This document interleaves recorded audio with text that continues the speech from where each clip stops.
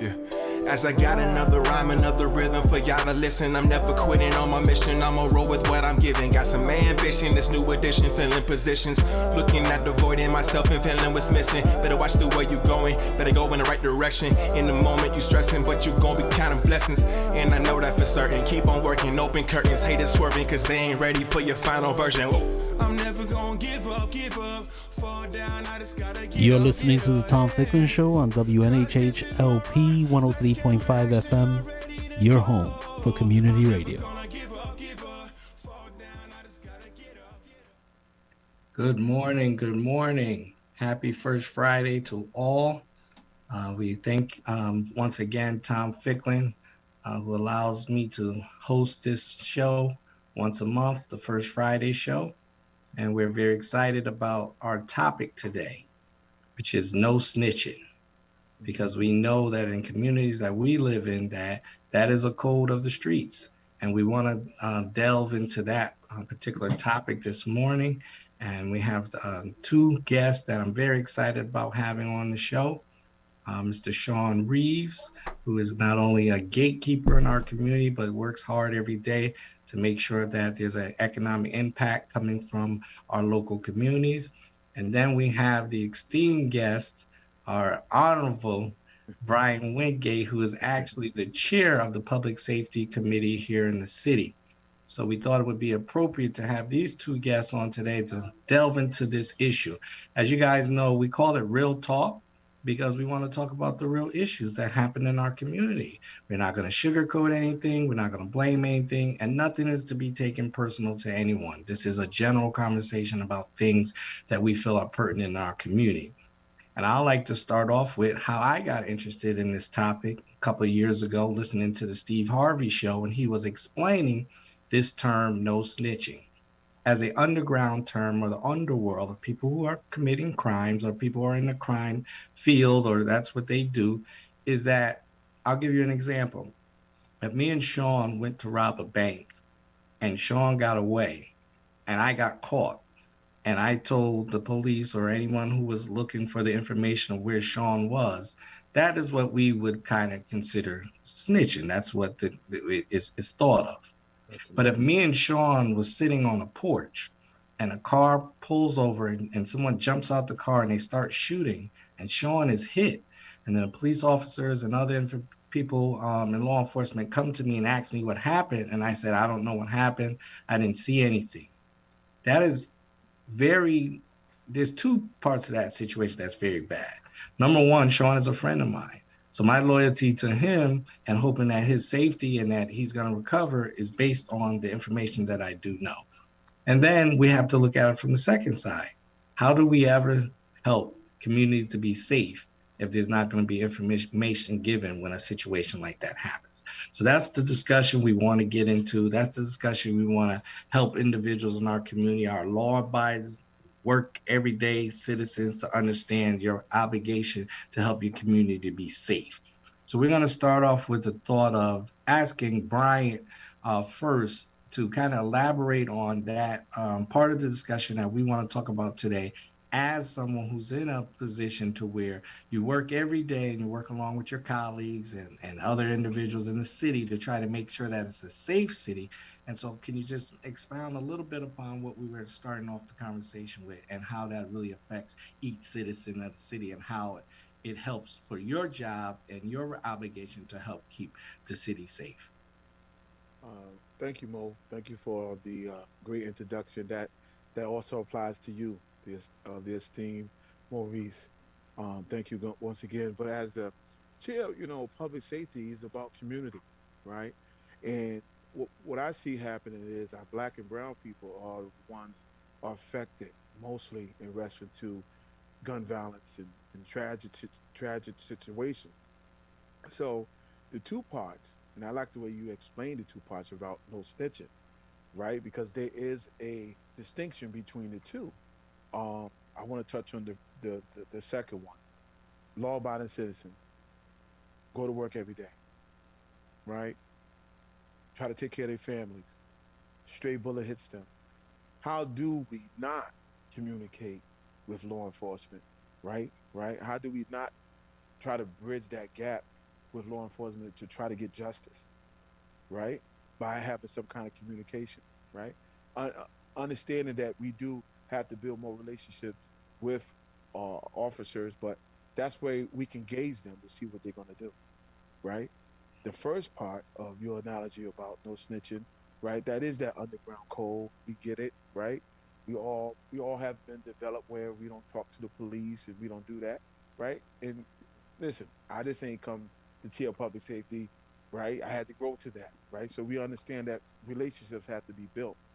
But now in 2022, right, we have to talk about community. We have to keep things in that perspective, right? Because a lot of times when we don't communicate with our law enforcement, nothing gets solved, and that's my family hurt. That's your family hurt. That's your friend hurt, right?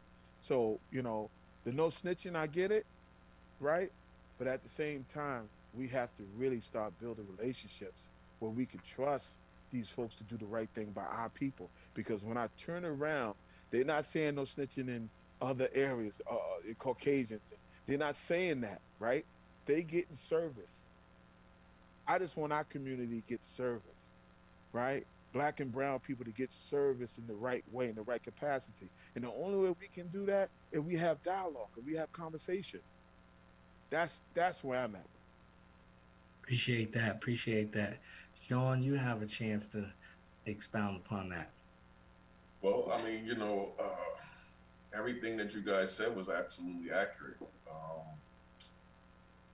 Maybe in about, I think it was in the early 90s at one time, my mom witnessed a murder.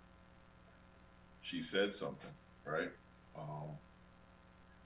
People asked me, how I felt about it. I said, yo, she's a tax-paying citizen, law-abiding citizen. My mom's not no hustler. She's not no street person. That's her civic duty to make sure that she do what she feels is necessary to keep herself and her community safe, right? And at this time, I was in the streets. But, again, my mom has nothing to do with my interactions or my dealings. So, I told her to do what she felt what she needed to do. And that I had her back 110% because I understand the principles of neighborhood block watches, really having community. Like, I came up in community. So every neighbor was a real neighbor. I can go in every single house on the block of my street at one time. If it was a problem, neighbors usually fixed it. And if we needed to have outside intervention, which was police, then we do that. I understand the street code all too well. When I was part of that street element, of course, no snitching. That was the policy. It doesn't matter what happened. Like, again, we're in this developed system that we've decided to marry at that particular time. So, you got to abide by the rules. It's the law of the streets. But, me now, 20-something years out of the game. So every day I have to deal with my personal public safety, the safety of my family members and my close friends. And, one of the things I ask myself is, now if something happens, what do I do? Do I pick up a gun and try to commit harm, or do I pick up a weapon and try to commit harm to somebody and put myself back in prison where I came from, been away from for over 2 decades now? Or do I lean on the people that I pay to do the service that's supposed to be done for me? You know what I mean? And I'm not saying that I need to be telling about everything. No, I don't tell about it. I don't really tell about anything. But if somebody robbed my house, I gotta call the cops. If somebody break into my car, I gotta call the cops. So people act like they're not dealing with the police, but they're dealing with the police when they need to deal with the police, right? But again, we just have a bad perception of what snitching is in our community now, because the underground culture has almost overridden any and everything that's good inside of the communities right now in those regards. So, people have been disempowered. They've actually been let down from police years ago. So, we have to remember and rebuild those relationships and rebuild those understandings. And it's going to take time. But, at the essence of it all is, right now, people they feel powerless. and they shouldn't feel powerless because they have voices. And if they use them correctly, then we can bring balance back into our communities. And we want to go back to those days of, I'm sure you guys can remember this, is that on a street, certain things couldn't happen because Miss Jones was sitting on the porch. Right. Um, her friend down the street was sitting on the porch. Talk And about the it. gentleman had respect for those individuals. And it wasn't that they didn't do things, but you just knew that Miss Jones was sitting out there and someone else was sitting out there, that you had to do it a different way. And what we're talking about, so that the community can kind of get the perspective of it, is we can't have, like, for example, my daughter is 15 years old. She has never walked to the corner store. I live on Sherman Avenue, so the closest corner store is going to be on the corner of Orchard and Henry Street. Not far, maybe about 2 blocks. I can't trust for her to walk those 2 blocks. So she's not even growing up how we did. We not, when I lived on Shelton Avenue, we would walk the Quick Check right at the corner store. And you could go as many times as you had money. So if my grandmother gave you some change, or you have some change left over, if you want to go get a bag of chips, if you want to go get that, we want the essence of that to come back to our community. There should be no reason that if she had wanted to grab a soda or grab some chips, that she can't walk to that store. But I can't trust for her to walk to that store, because there's so many different elements of what could happen between her walking there and walking back. And then who can I blame? Or who can I trust to say, Maurice, this is what happened to your daughter? So this is what the essence of what we're trying to get to, because there are so many people who are not enjoying the life in their community that they deserve to enjoy. People pay taxes, people pay rent, people pay mortgages. Why can't they enjoy themselves in their own homes or in their own neighborhoods or in their own blocks? Because the streets have gotten so bad and no one's going to say something, and everyone's fearful of what the repercussions was. And it was funny because as Tom was advertising the show today, I saw that little piece in there where it said, how will a person be able to get safety if they told? So I don't know who wants to touch on that one, because the thought was, it's a situation where it is true that, things can happen after someone has told on someone in a criminal situation. But I just want you, we'll come to Brian first to kind of, see what's your thoughts on that, and the thoughts of that person may say, well, I'm too fearful to tell, because if I tell, these guys are going to come after me. Well, as the chair of public safety, over the last 3 or 4 years, I should say 5 now, being a part of the board of alders, learning cops, getting to know police officers and detectives and stuff like that. All that stuff supposed to be confidential, right? As a person wants to be a part of that, I say resolution to bring someone to justice, that's supposed to be confidential, right? And Sean said something that was very important, right? In reference to, it's their job, right? That's their job to protect you. That's their job to police you. That's their job. Now, everyone doesn't do it the right way, right? But, we hope for the latter behavior, they get it better than most, right? I'm talking about the New Haven PD, right? My thing is, the reality, the retaliation part of it is real, but it's their job to protect you, right?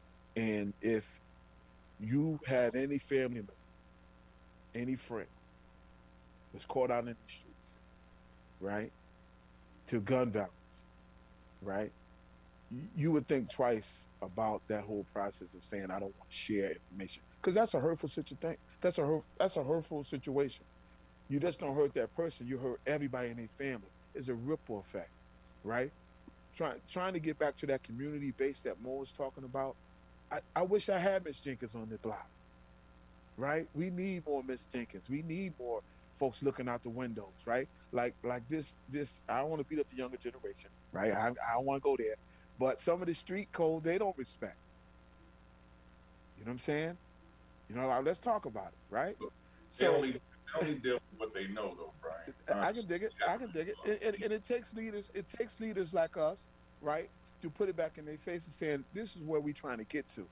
You know what I'm saying? Back in the day when people had beef, they'll let everybody know, get off the street. We about to have beef. You know what I'm saying? That was the street code, right? So my thing is now, once again, it's their job to protect. It's their job to keep their things in confidence, right? So we can live a civil life, so we can have that community base, so Mo daughter can go to the store, right? So my daughters can go to the store, right?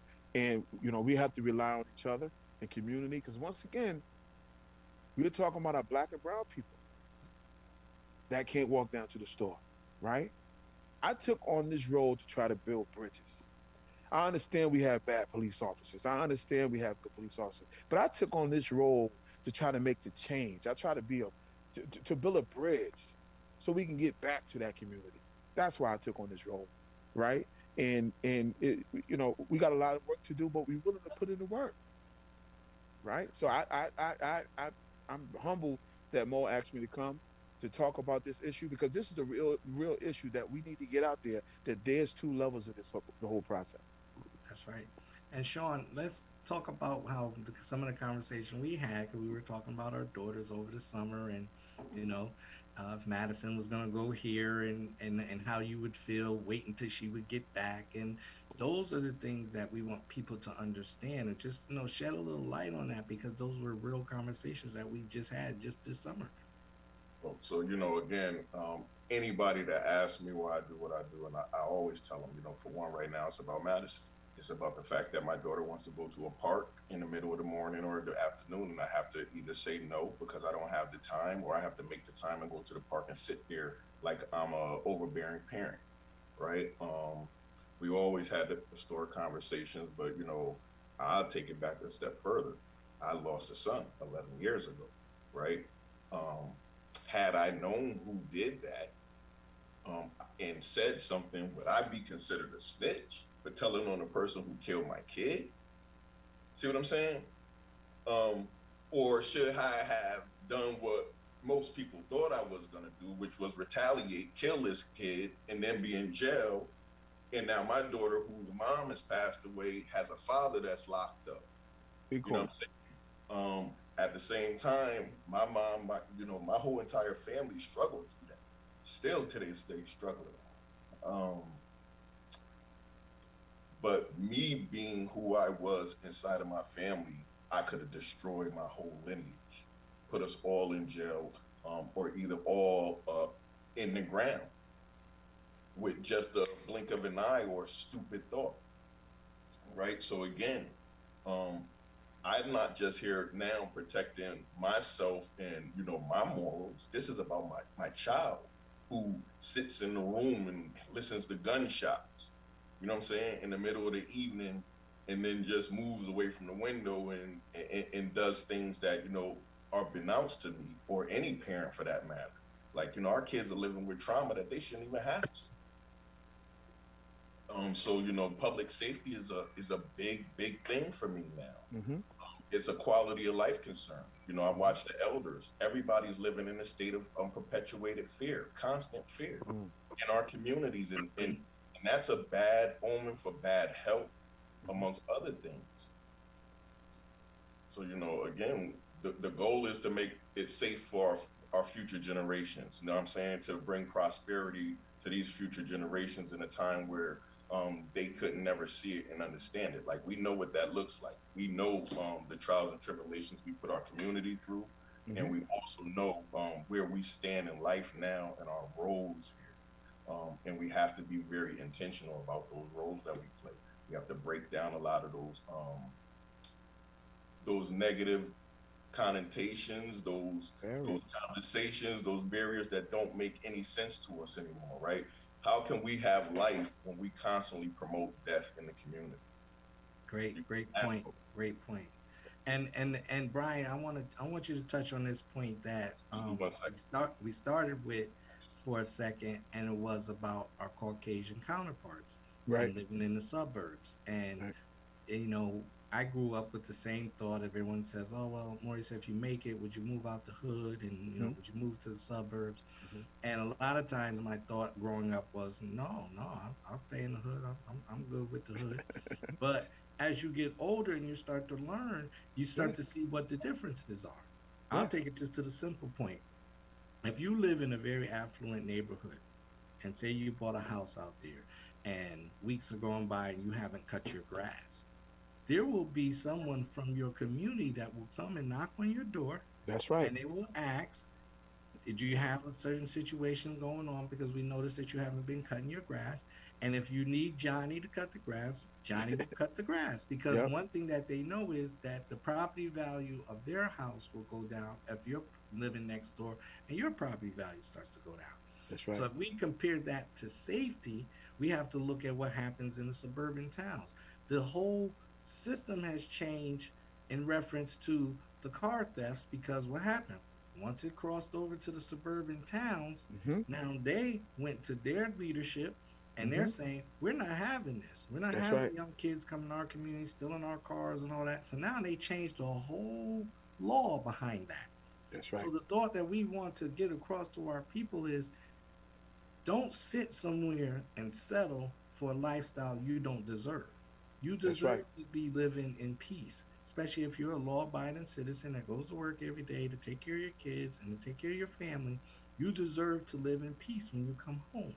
So don't live in fear and live in a situation where you can change some of these things, but you're not willing to do it because you're going by a code that doesn't even apply to you because you're not in the underworld and you're not in the underground. And that's what we really want to stress today. So, Brian, I know the person may look at, well, okay, you live in Beaver Hills, it's not that much crime.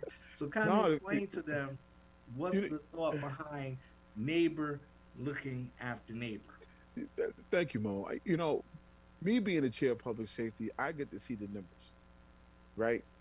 Right. The numbers are public, but I get to see the numbers of where the actual crime is happening more than the next, right? Just like you said, Beaver Hills, a lot of car thefts, um, but we all talking to each other. I know all my neighbors from the right of me to the left of me, and also across the street, right? Um, but it's no perpetual gun violence, right? That's what the numbers doesn't show that, right? Right. If I look at uh, uh, Tesher, there's no perpetual gun violence. But if there is, let's talk about it, right? In the Hill, they a lot of perpetual gun violence, right? Okay, so what do that do? Let's talk about area codes. Let's talk about the diversity of area codes where money get filtered to, where resources get filtered to, right? Right? They're gonna send resources, but those resources are gonna be about that situation, not creating a affordable housing in the right way. So the no stitching rule creates a plethora of other things that our community can be really benefiting from on the positive side, right? But one thing I can say, most Beaver Hills over here, they know their neighbors. They talk to their neighbors, right? But the point I'm trying to make is if you talk about where the numbers are, where the crime is, right? Um, that's where the resources sometimes don't go to the positive. It goes to the negative because we're constantly dealing with the negative around the resources. Instead of saying, you know what, we want to build this here, we want affordable housing there, but those kind of things happen. Public safety money is real. We should be spending money in building up parks, spending money in building up another Q house, right? Right, right. In New Hallville, we should be having something that that community can go to, right? Instead of spending all the resources around crime, you know, right? Once again, Sean, my condolences. I see you still get emotional about that process, right? That's real, right? Like that's 11 years ago, right? He had to cut the cameras off, right? Because that's real. That's still a going on effect, right? Right. So those things happen around not snitching. We need to be building equity in a different way, right? So I know I don't want to keep going on, No, that was. but I mean, we're good. What we it's what we're gonna do now? We got about. I have to. Like I said, I'm gonna have to. We're gonna end just a little short today, but today was a introduction of many different topics of this light to come, and also we're hoping. And me and Sean had talked about this, and I talked about some other community members of getting a town hall meeting together on this because I don't know what other people think, but I can tell you what some of my white colleagues have said. They said no snitching is personally destroying you guys' community. And absolutely. so we have to face it. And if I'm with my colleagues on this call today, we're the first ones to come out publicly to really want to start facing it and talk about it, so be it. That's right. And for all the brothers and sisters who may look at me different and say, what was Maurice saying? Was he trying to say that, everybody should just tell everything they know? You misinterpreted what was said. And I if was you not. ever want to see me in the public and talk to me about it, you can feel freely. And the thought is that we are going to continue this message because we are trying to take our community back to make it safe. I don't want my 15-year-old daughter to live in fear to walk to a corner store that she should be able to walk to freely because we pay taxes in this community and we pay to live where we live at. And so And at it's the end of the day, we have to make sure that these situations, and I don't want, because they're like Brian said, these affect a lot of other different aspects of our lives. Because Absolutely. one thing we're going to be talking about soon is healthcare. And in order for a person to stay in shape, they might can't afford to go to a gym. They might need to walk around their block 2 or 3 times a day. But if their block is not safe, they're not going to walk around their block two or three That's right. times a day. So this is going to affect their health care. We got diabetes, we got all type of things that's going to affect the health care of our people that is based upon the public safety in the communities that we live in. so So Sean, you were going to say something, so I'm going to let you speak, Sean. this is because it's really large, right? As entrepreneurs, we have a entrepreneurial boom going on in our communities of color Mm-hmm. right now. People since COVID have gotten out of jobs, gotten into started small businesses. But the one thing that affects our business growth in our neighborhoods is safety, right? People don't come spend their money in unsafe neighborhoods. Businesses that are getting robbed and not being and those things are not being resolved, they're going to leave the neighborhood because they're not going to be able to afford to stay there, and make a profit. So it's not just about the health care or the safety concerns. It's about our economic prowess. It's about our education system not being able to keep and hold good teachers, or even inspire teachers to want to stay in our communities, that come from our communities, and want to work with our kids because of the culture that we encompass at the moment. So you know this is a thing that can actually change the whole trajectory of what our community looks like, once we get a handle on it. No doubt. So we got about 9 minutes. So I want to spread the wealth of some final comments and some encouragement for our community who wants to be a part of this discussion. There's going to be opportunity for it. So Brian, give me 3 minutes of what would you say to our local residents, some of our young fellas who are battling with this conflict in their minds and in their hearts. What would you say to them to say what is the things to be thinking about when you have to make decisions on giving information that will help to protect the community? Thank you, Mo. Thank you once again for having me on the show. I would just say to the young folks, one day you're gonna look back at what you want to leave as a legacy, right? Um, One day you're gonna look back and say, well, I wish I could have did things differently. I I would say to them, reach out to brothers like us, have those conversations, right? Right? Reach out to, where you need help. Jobs is always on my forefront, right? I'm about that labor opportunity, right? Right? You need a ear. We hear to listen, because a lot of times y'all just want folks to listen to the young, to to the guys our age. We should be a beacon. We should be reaching out to these young, not just men, to the ladies as well, right? Because it's a different space and time in this world today. To the officers that's that's listening, to the officers that's want to be a part of this conversation. Come out, be a part of this conversation. Show them that you're with them and not against them. Uh, uh, be a part of the process of real resolution for our community, so we can continue on doing what we have to do in the city of New Haven, that we call home. Thank you. That was definitely put together the way I knew it would be when I invited you on today.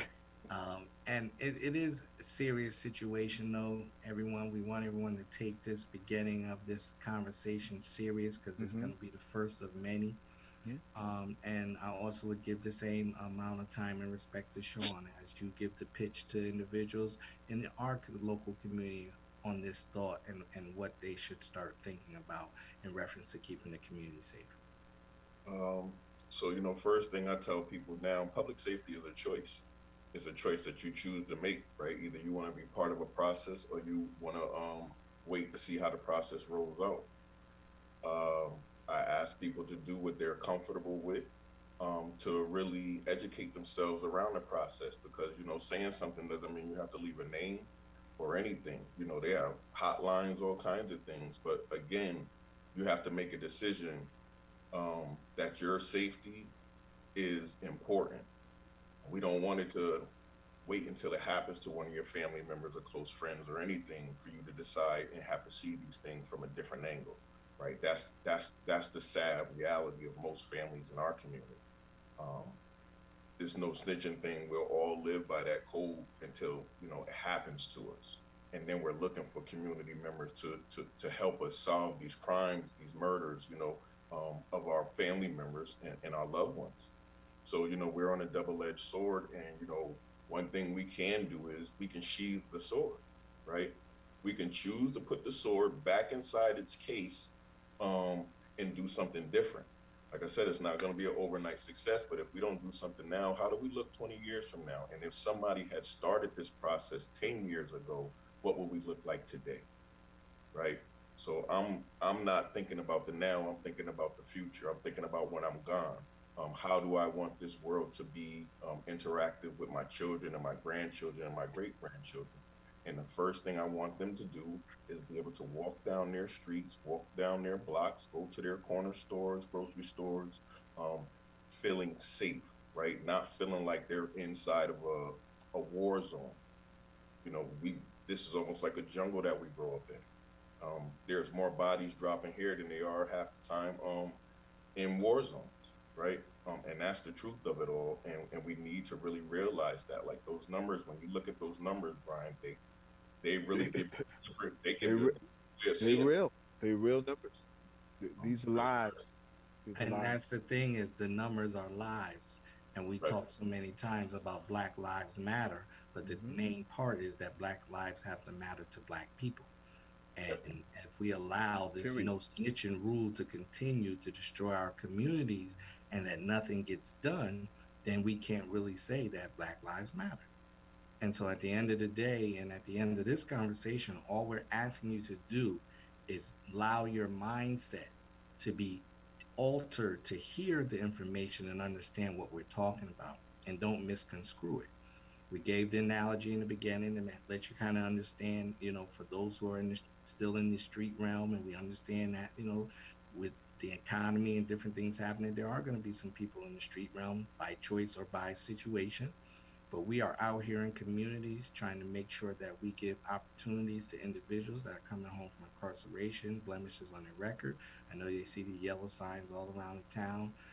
We got that work. We're trying to get people back to work that's coming from these systems.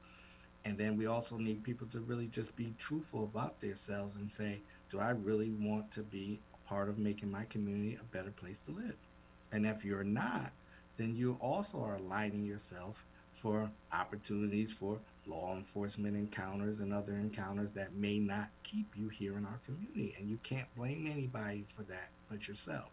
And so all we're trying to do is heighten the awareness that we have a serious problem in our community with relaying information that will keep our community safe.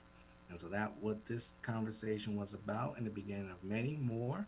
I once again thank my esteemed guests that were here this morning, starting this conversation.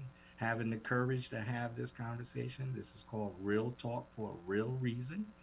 And we hope everybody has a wonderful, enjoyable weekend. It's going to be a nice weekend out. So we want you to be safe and enjoy the weather. But also, as this weekend ends, start to think of how can I be a part of this conversation that's going to be continuous in our community from here on, as Sean said, to create a future for our kids and for our individuals that live in our community to be safe and sound and don't have to worry about what does a no snitching policy have to do with keeping my community safe or unsafe. So we thank everybody. Happy Friday, all. Happy first Friday. I thank my guests, and we look forward to having these conversations more and more in this local community. God bless everyone, and have a great Friday. Have a good one, guys. Thank you. One love, Mo. Sean. Thank you, Brian. You already know. Yeah. As I got another rhyme, another rhythm for y'all to listen. I'm never quitting on my mission. I'ma roll with what I'm giving. Got some ambition, this new edition, filling positions.